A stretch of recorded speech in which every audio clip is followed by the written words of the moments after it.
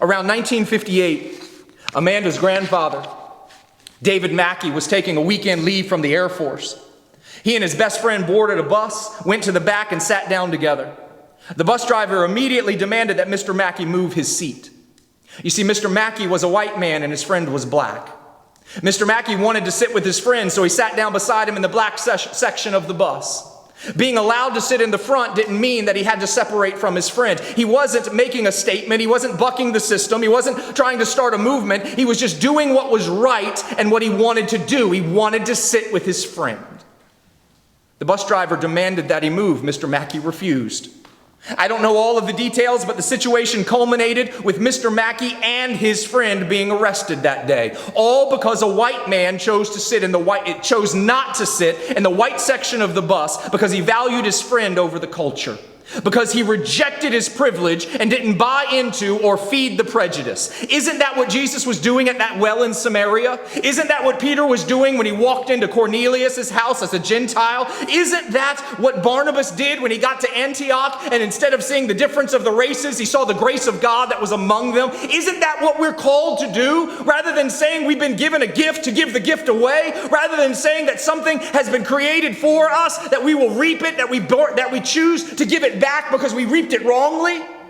Isn't that what we're called to do? Isn't that what reconciliation looks like? Isn't that what restoration comes from? Isn't that what redemption demands? Not that I feel bad about my position, but I use my position to raise somebody to a better position. Yes. Amen. I don't believe we need to be condemned for where we are, but believe we need to condemn where we've been put by using it to put people where they belong. All of this, Mr. Mackey endured simply because he chose to value his friend rightly, rather than worry about the culture or even enjoy the privilege that the culture had provided him. I've got to ask this. We all know about Rosa Parks, who courageously decided she would not be relegated to the back, the black section of the bus any longer. But where were the David Mackies? Where were the white men and women who decided that they would not use their color for their benefit, but instead they would use it for the benefits of others?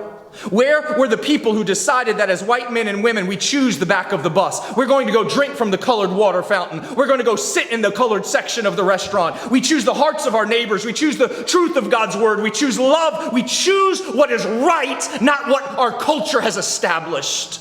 Where were all of those people during all of those years? I ask where they were then, and I'm sure that it's unfair. I'm sure there were more David Mackies than we know of, but there were not enough to cause change. And so I'm going to ask this today. Where are our David Mackies now?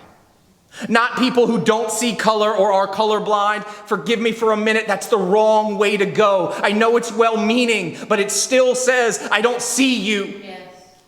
Or it says, I see you the way I see me. No, see people as they are. We were created with difference. We were created with color. See the beauty of it. See the majesty of it. See the design of it. See the purpose of it. It's not about not seeing color. It's about value and love and respect and friendship with people who are different. It's almost as if God said, I want to test your hearts, and so I'm going to make you look different to see if you'll embrace each other.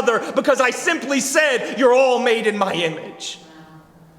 And we are failing the test over and over and over again. And even when we think we've come up with a clever way to pass the test, we're failing. This is not about setting aside our differences. It is about embracing our differences as being God-breathed and God-purposed. Where are the people who will spend themselves for the oppressed, who listen to the weary, the broken, and the angry? Where are the people who acknowledge their privilege, repent of how it got here, and then use their lives to stand in the gap and bridge the divide? Where are those who will see, hear, and believe the experiences of others rather than explaining and defending their own opinions and their own beliefs?